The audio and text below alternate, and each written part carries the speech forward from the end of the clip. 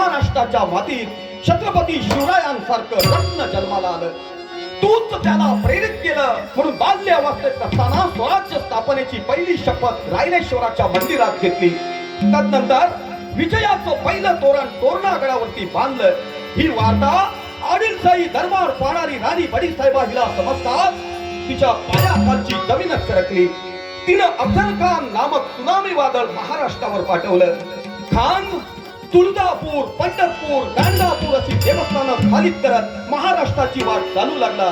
पण माते, तुझ्या कृपा आशीर्वादाचं अभेद्य कवच छत्रपतींच्या अवतीभवती असल्यामुळं मित्रत्वाचं आमिष दाखवत खानाला प्रतापगडाच्या पायथ्याशी बोलवलं आणि खानाच्या डोळ्यात एकच खानाचा कोतळा काढून खानाच्या हातातच दिला. ह्याला दगावा, ह्याला दगावा. खान बोकलत बोंबलत जमिनीवरती कोसळला आणि महाराष्ट्राचं भगवा निशाण पुन्हा एकदा डौलानं डोलू लागलं. पुन्हा एकदा डौलानं डोलू लागलं. याला म्हणतात संवादाची बांधणी आणि याला म्हणतात लोकराजा सुधीर कळिंगड. पाठ करतलय फावला तर फावला, नाही तर बोर्डार नाव रवला. ह्या समीकरण दशावतारात चालणार नाही. बाप दाखव नाही तर श्राद्ध दाखव, ह्या समीकरण चालतात. आणि त्यामुळे दशावतारी कलाकार माझ्या कोकणातले अमिताभ बच्चन पेक्षा सुपरस्टार असत, नाना पाटेकर पेक्षा सुपरस्टार असत. पटला तर टाळी वाजवा, नाही वाजवला तरी चला. मयूर गवळी संवाद साधतोय तुमच्याशी. धन्यवाद. बराच वेळ झालेला आहे. मी कल्पना करू शकतो की आम्ही तरी छताखाली आहोत, पण आपण या आताच्या 12 वाजता देखील दव पडत असताना देखील आपण ही मैफिल ऐकत आहात एवढ्या मोठ्या संख्येने. खरंच तुमचे आभार मानावे तेवढे थोडेच आहेत. एकदा जोरदार टाळ्या तुमच्यासाठी होऊन जाऊ द्या. जेव्हा या ओटवणे गावात मैफिल ठरली त्याचवेळी मनात विचार आला की ओटवणे गाव आणि श्रीदेव रवळनाथ याचं स्मरण आपल्या गीतातून नाही झालं तरी कुठेतरी ती मैफिल अपुरी राहील.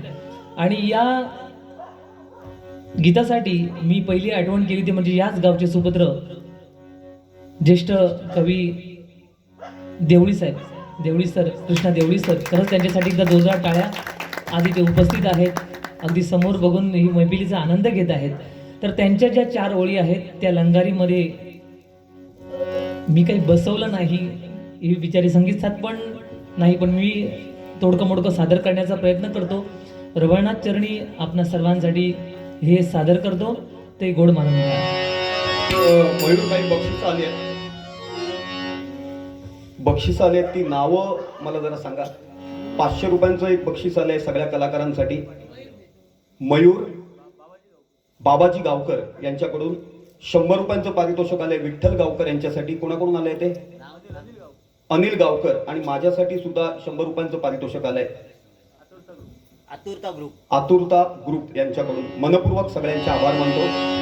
या लंगारानंतर भाव अंतरीचे सादर होईल आणि त्यानंतर या पुढील मैफिलीची आम्ही सांगता करू.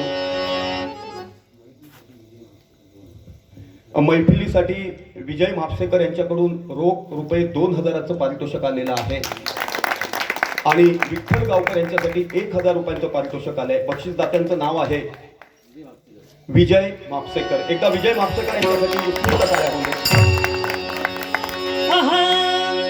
ओटवणे नगरी माझी ब्रह्म साकारले. ओटवणे नगरी माझी ब्रह्म साकारले. शिवशंभू भक्तांसाठी रवळनाथ झाले. शिवशंभू भक्तांसाठी रवळनाथ झाले. ओटवणे नगरी माझी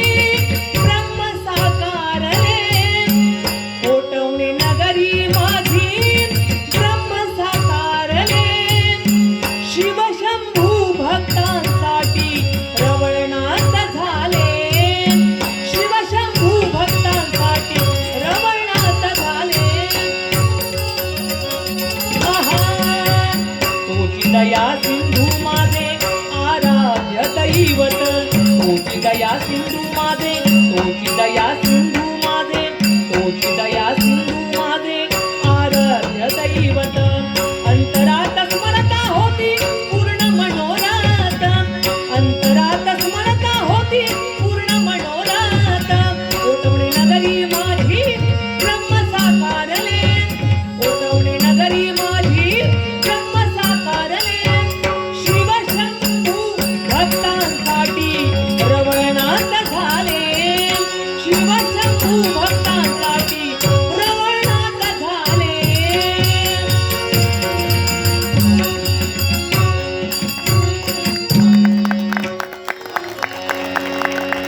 टाळ्यांसाठी एका उत्स्फूर्त टाळ्यांचा प्रतिसाद होऊ दे.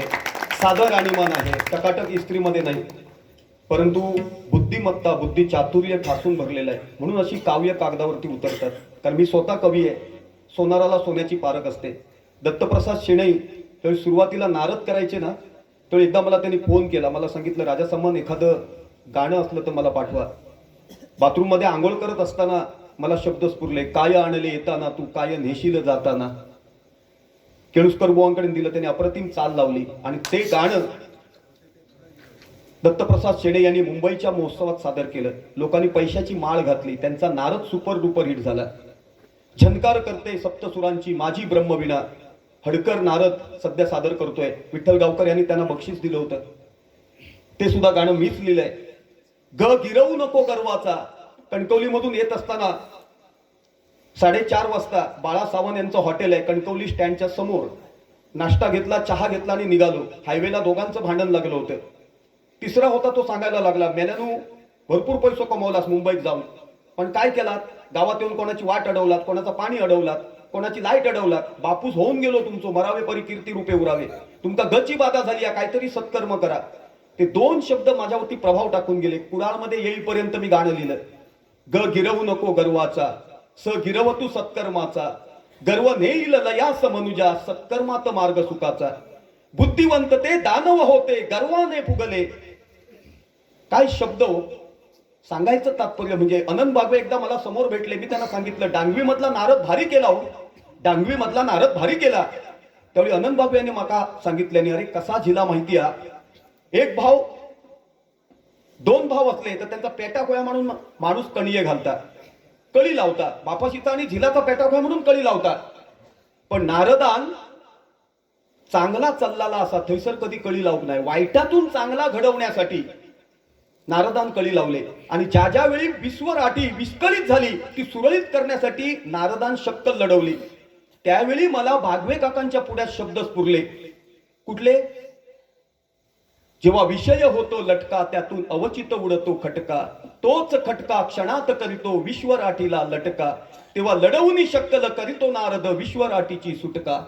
गरगर फिरतो गचा भौरा, त्यात दानव मानव फसला. मदांध होऊन रोज खेळतो कूटनीतीचा सट्टा. काही शब्द आहेत बघा. सध्या हडकर सादर करतोय. कितीतरी गाणी. काल दादा कुंडस्कर यांना एक गाणं दिलं. गोरे गोरे गाल, गोरे गोरे गोरे गोरे गोरे गोरे गोरे गोरे गोरे गोरे गाल. ओठ रसिले काळजात नजरेचा तीर घुसला.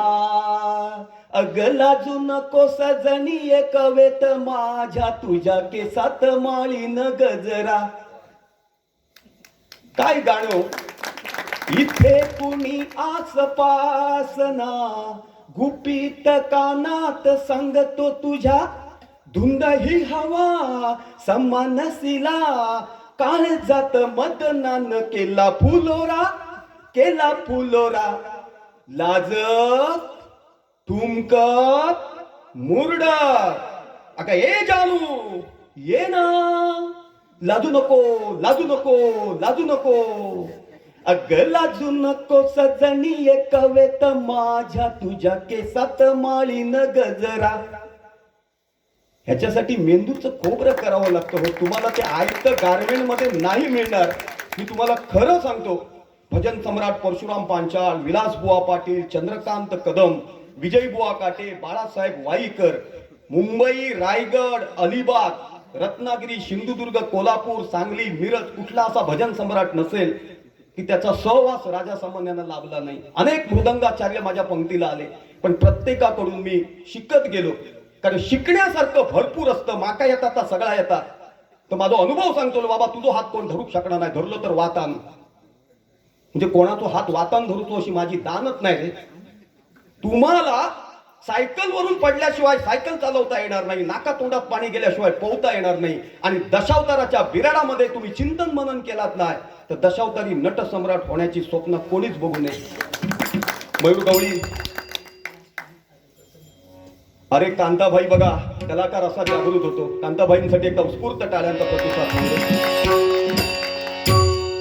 एक दानव एका राजावर पुष्कळ मारझोड होतो, त्याला मारझोड करतो आणि त्याला कारागृहात टाकतो. त्या ठिकाणी त्या राजाला नारद येऊन सांगतो, अरे तुझी देवी आहे ना, मग त्या देवीची भक्ती कर ना आणि तिला प्रसन्न करून घे. त्याप्रमाणे राजा देवीला हाक मारतो, जय जय अंबे माय भवानी पार्वती देवी, जय जय अंबे माय भवानी पार्वती, जय जय अंबे माय भवानी अखिलवादी कलयहारी.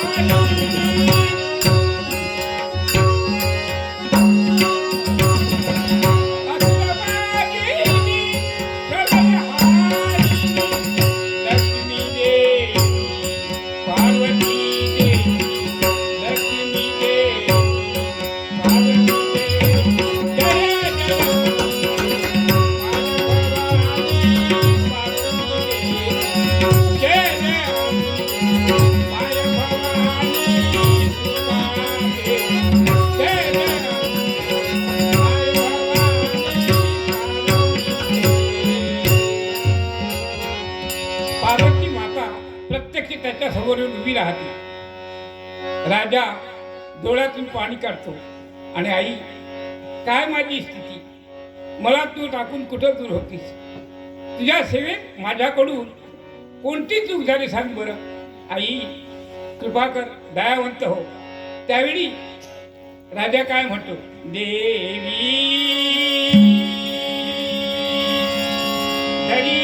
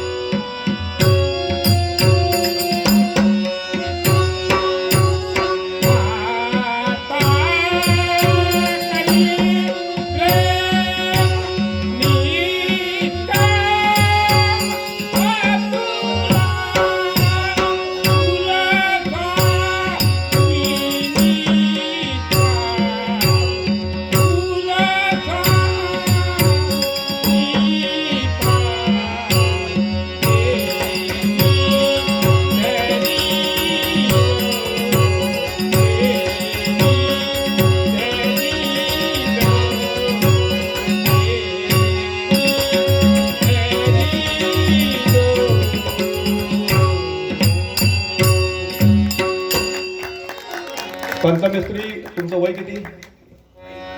80 वय. 100वी गाठावी आणि 100 वर्षाचा वाढदिवस ज्यावेळी होईल त्यावेळी सूत्रसंचालनासाठी मला संधी प्राप्त व्हावी अशी मी रवळनाथाच्या चरणी प्रार्थना करतो. नानागावकर, तुमचं वय किती? अरे वा, तुमची सुद्धा 100वी सादर व्हावी आणि तुमच्या सुद्धा कार्यक्रमात कुठेतरी सहभागी होण्याचं भाग्य मला प्राप्त व्हावं. विठ्ठलगावकर 57. विठ्ठलगावकरांची सुद्धा 100वी पूर्ण व्हावी आणि त्या कार्यक्रमासाठी सहभागी होण्याचं भाग्य मला प्राप्त व्हावं. कांतामेस्त्री यांचे 3ही चिरंजीव सध्या दशावतारामध्ये कार्यरत आहेत. महिला दशावतार सुद्धा अस्तित्वात त्यांनीच आणला, बरोबर आहे ना? दादा कुंडस्कर यांनी नंतर तो सुपर डुपर हिट केला. आता पावशीचं एक महिला दशावतारी नाट्यमंडळ सध्याच्या घडीला अव्वल दर्जाचं सादरीकरण करतं. तुम्ही सगळे उपस्थित राहिला, शेवटपर्यंत थांबलात, खऱ्या अर्थाने खूप बरं वाटलं. कारण कार्यक्रम खूप उशिराने चालू झाला. मला असं वाटलं की तुम्ही थांबणार की नाही थांबणार.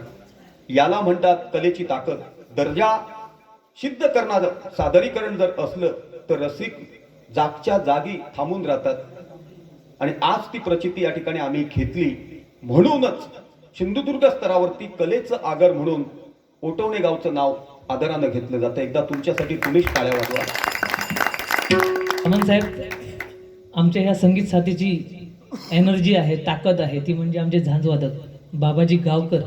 तुम्हाला माहिती नसेल त्यांच्यामधला कलाकार, कारण आम्ही आता एकत्रित बरेच कित्येक वर्ष आपण संगीत साथ करत आहोत. हे सगळे ज्येष्ठ कलाकार आहेत, समोर बसलेल्यापैकी देखील कलाकार आहेत.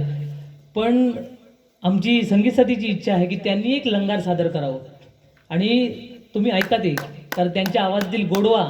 नाही, बाबाजी गावकरचं कर्तबगारी मला माहिती आहे. कारण कधी कधी कुणाचं अचानक अडलं तर बाबाजी गावकर यांना त्या काळात घेऊन दशावतारामध्ये सामावून घेतलं जायचं आणि त्यावेळी पडलेला डाव अनेक दशावतारी नाट्य मंडळाचा त्यांनी सावरलेला आहे. त्यांचे बंधू बाबल गावकर हे पार्श्वकर दशावतारात सध्याच्या घडीला कार्यरत आहेत आणि अव्वल दर्जाचे हार्मोनियम वादक म्हणून त्यांच्याकडे पाहिलं जातं. त्यांचं आदरानं नाव घेतलं जातं. एकदा बाबल गावकर यांच्यासाठी उत्स्फूर्त टाळ्यांचा प्रतिसाद होऊ दे. मयूर गवळी यांना तुम्ही ओळखता आहात. कौशल मेस्त्री, आज टकाटक इस्त्री आहे त्यांची. ज्यांची टकाटक इस्त्री त्यांचं नाव आहे कौशल मेस्त्री. हे विश्वकर्मा संप्रदायातील. तर मालवणचा किल्ला बांधताना आर्किटेक्ट होता हिरोजी इंदुरकर. त्यांनी विश्वकर्मा पुराण वाचलं, स्टडी केलं, त्याचं चिंतन केलं, मनन केलं. त्यामुळे त्या पाण्यावरती दगड कसे रचायचे ही कला त्याला अवगत झाली. कारण देवाचा आर्किटेक्ट हा विश्वकर्मा होता. बरोबर आहे ना? आणि सुतार समाजात 2 संत होऊन गेले. परशुराम बुवा पांचाळ यांना प्रश्न घातला होता चंद्रकांत कदम यांनी. विश्वकर्मा संप्रदायात 2 संत होऊन गेले, त्याची नावा सांग सुतारा.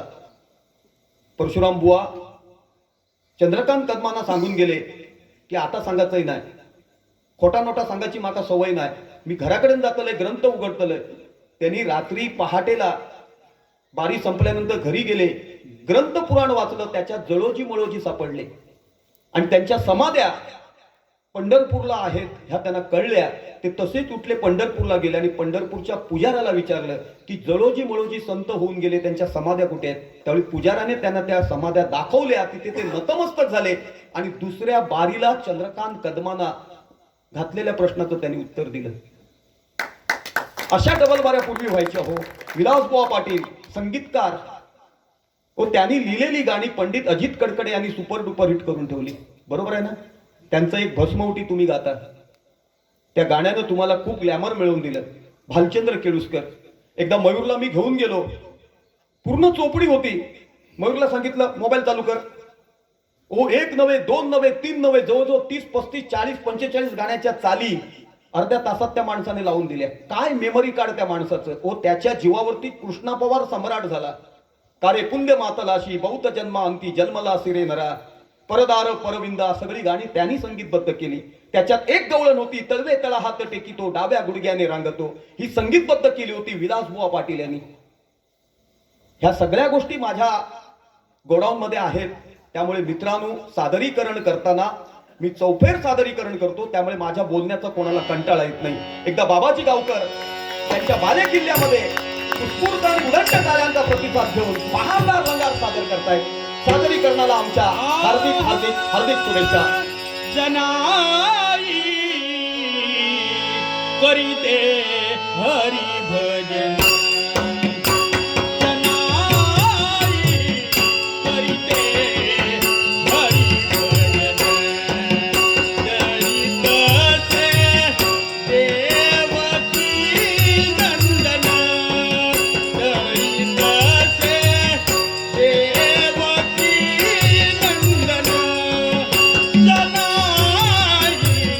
करीते हरी भजन,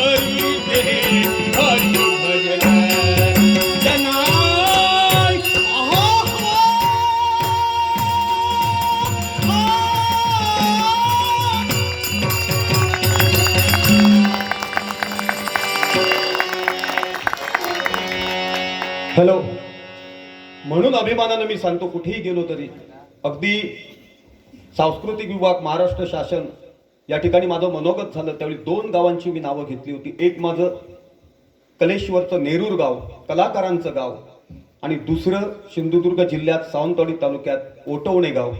इथला कलाकार कधीच फेल जाणार नाही, कारण नेरूर गावावरती कलेचा ईश्वर स्वयंभू कलेश्वराची छत्रछाया आहे, कृपा आहे, आणि ओटवणे गावावरती रवळनाथ सातेरी पंचायतनाची छत्रछाया आहे, कृपा आहे.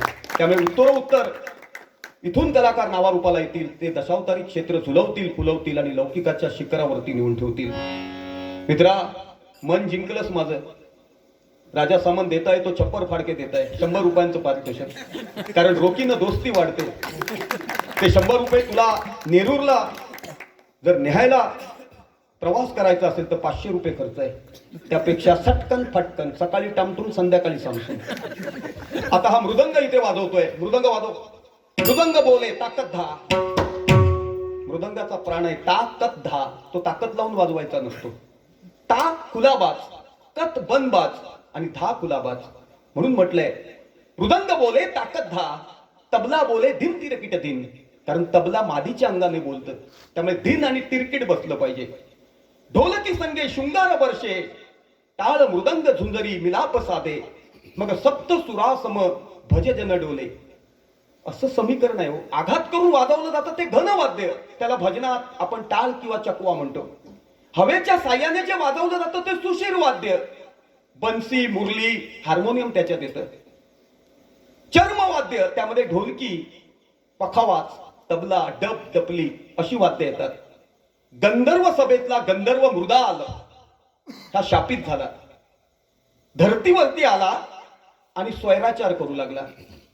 33 कोटी देवांनी साकडं घातलं. कोणाला घातलं? सदाशिवाला. सदाशिव म्हणजे कोण? शंकर. आणि शंकरानं त्रिशूल हातात घेतला आणि चाल करून गेला. शंकर आक्रमण करून येतोय हे कळल्यानंतर तो मृदाल मायावी यवनीत गेला, कारण मायावी शक्ती त्याला अवगत होती. पण शेवटी मायावी रूप धारण करताना त्यांनी पशुचं रूप धारण केलं. कोणाचं रूप धारण केलं? पशुचं. पण शेवटी शंकरानं त्याचा वध केला. ज्या ठिकाणी तो पडला, शंकराचा धावा करू लागला आणि सांगू लागला, सूर्यचंद्र असेपर्यंत कुठेतरी माझं नाव आलं पाहिजे.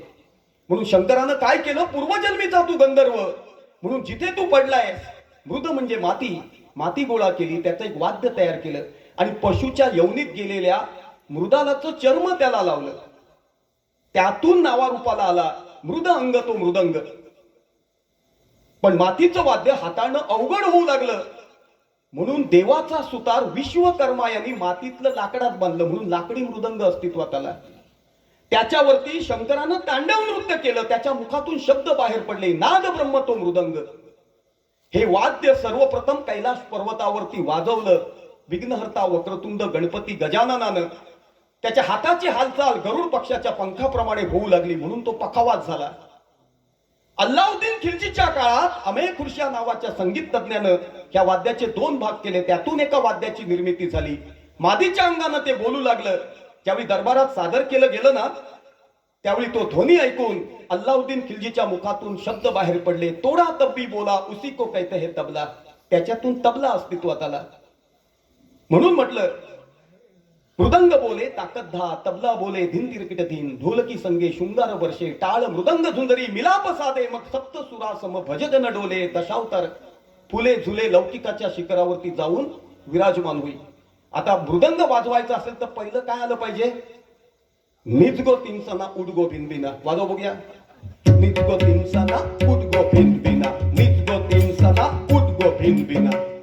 आता तबला वाजवायचा असला तर पक्कुम्मक पक्कुम्मक पक्कुम्मक पक्कुम्मक पक्कुम्मक मादीच्या अंगांता बोलता. ढोलकी वाजवायची असली तर ह्याची टांग त्याची टांग त्याची टांग त्याची टांग त्याची टांग त्याची टांग त्याची टांग त्याची टांग. ढोल वाजवायचे असले तर जमता काय जाणा कोण, जमता काय जाणा कोण. नंतर तू टांग परायचा, जमला रे जमला, जमला रे जमला, जमला रे जमला, जमला रे जमला. होय, हार्मोनियम आणला कोणी? हा इंग्रजांनी आणला. लंडन पॅरिस, कॅझरस पॅरिस, जर्मन ज्युबलेट. फायबर मध्ये होता तो, कारण दशावतार त्यावेळी तंतुवाद्यावरती सादर केलं जायचं. मशाल मशालीमध्ये दशावतार सादर व्हायचा. मशाल्याची जागा नंतर घेतली पेट्रोमॅक्सने. आता जगामागा माझ्यावर बघा, बरोबर ना?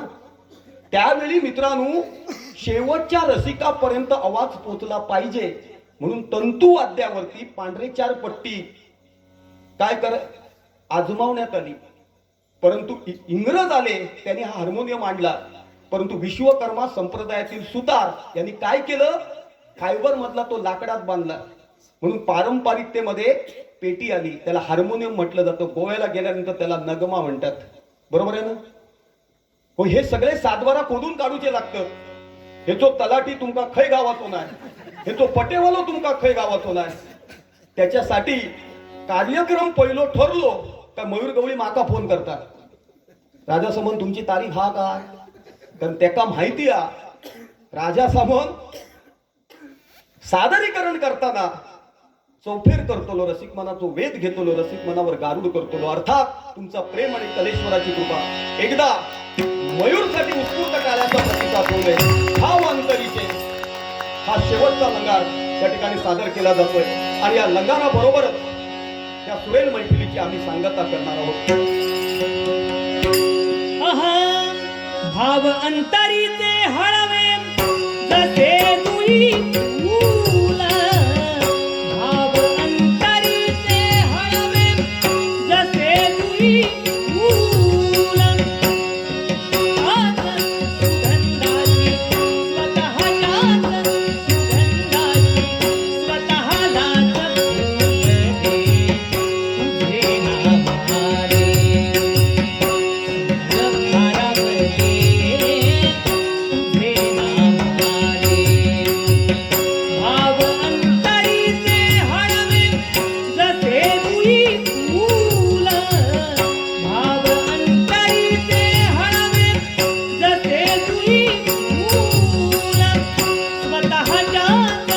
सुगंधाची स्वतःच्याच सुगंधाची स्वतःलाच फुलते तुझे नाम आले.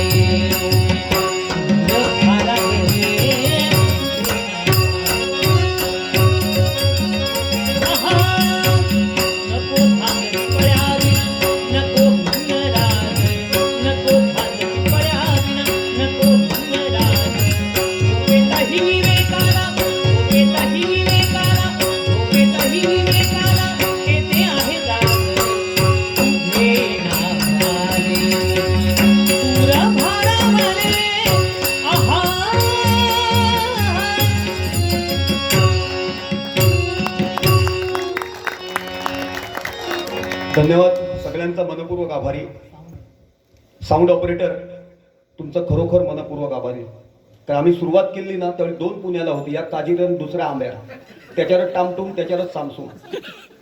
26 जानेवारी 15 ऑगस्ट असलो त्या हातावर एक लिंबाचं चॉकलेट पडायचं, आमची कॉलर टाईट व्हायची. कारण त्यावेळी कॅडबरी, पिझ्झा, बर्गर, चिकन चाव चाव, चिकन म्याव म्याव असला काय नाही होता. भेडल्याची सोपा म्हणजे आमचा डेकोरेशन.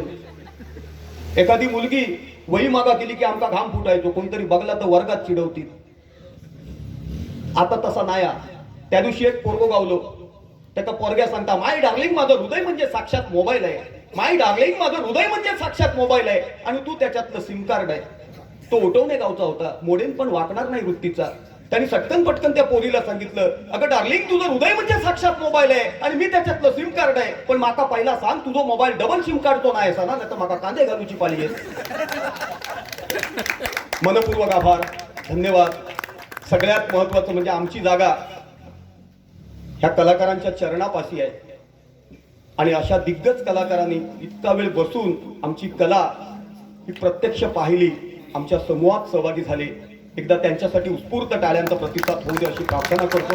रवनाथाच्या चरणी प्रार्थना करतो की ओटवणे गावातील प्रत्येक घरातील प्रत्येक बंधू भगिनींना, देवस्थान कमिटीच्या सदस्यांना, मानकऱ्यांना भविष्य काळात निरोगी दीर्घायुष्य लाभू दे, प्रत्येकाचा संकल्प सिद्धीत जाऊ दे, प्रत्येकाच्या घरात सौख्य नांदू दे, निरोगी दीर्घायुष्य लाभू दे. नोकरी धंद्यात, शेती व्यवसायात, बागबागायतीत, उद्योग धंद्यात त्यांना आर्थिक बरकत प्राप्त होऊ दे अशी रवळनाथ सातेरी पंचायतनाच्या चरणी प्रार्थना करतो आणि ही सुरेल मैफिल त्याची सांगता झाली असं जाहीर करतो. जय हिंद, जय महाराष्ट्र, जय दशावतार.